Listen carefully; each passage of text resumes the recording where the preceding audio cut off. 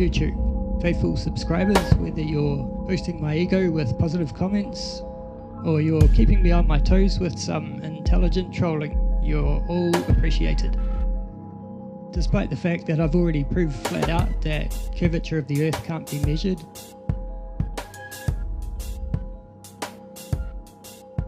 and that is not due to any kind of atmospheric refraction, light bending.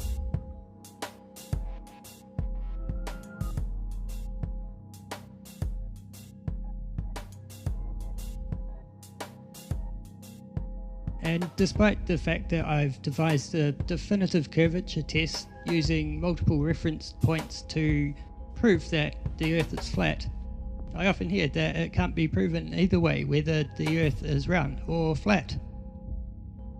So I'm going to take the flatness test a few steps further and go into a bit more detail to prove once and for all that we're living on a plane. I'm going to stick to using photos of the Kaikoura Ranges in the South Island of New Zealand, taken from Wellington's south coast. This gives us a pretty decent range in terms of point-to-point length, as well as a decent range in heights of peaks that we can use.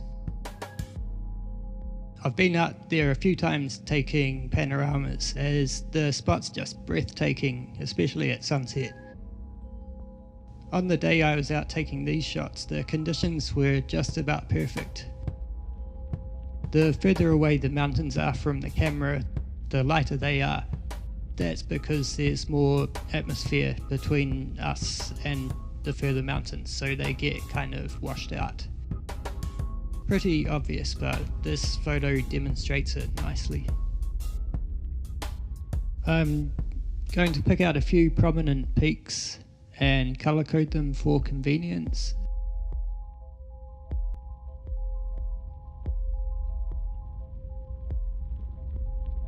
And now go to Google Earth and find them.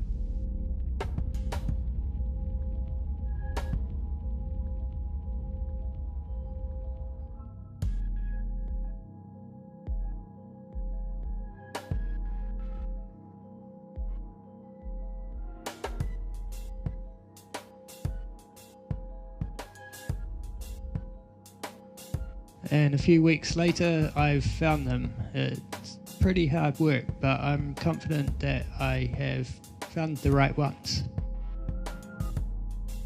But please don't take my word for it, check for yourself. Everything you need is right here. Once again, I'm going to enter the heights of the peaks and the distance from the camera into a graph.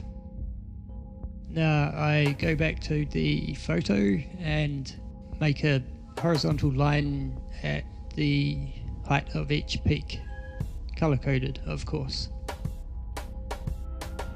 Since the furthest mountain away is also the tallest, I can just cut it at that point, and where that line meets each other point gives us an extrapolation to a 2D view to count for perspective. So hopefully it'll match up to the lines on the photo again. Let's have a look. And once again, pretty much perfect. I'm guessing refraction's not playing much of a part here. I don't think we get a whole lot over the Cook Strait, judging by my experimentation. And what anomalies you can see there, I'm willing to bet would be a result of Google Earth's measurements. We can't expect Google to have accurate data for every nook and cranny in the Kiwi bush. That's some pretty full-on wilderness out there. Now I'm going to do the curvature calculations for each of those peaks and input that into a graph to do a comparison. Let's see how it looks.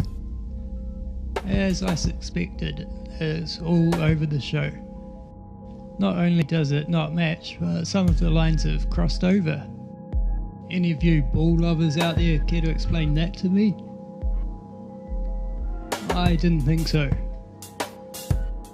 If we get these scales matched up, we can get a rough idea of how it would look if there were any curvature. I'll leave you with that.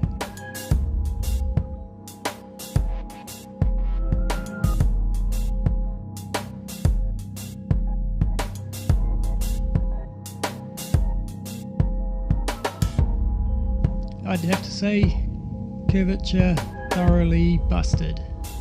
Once again. Thanks for watching.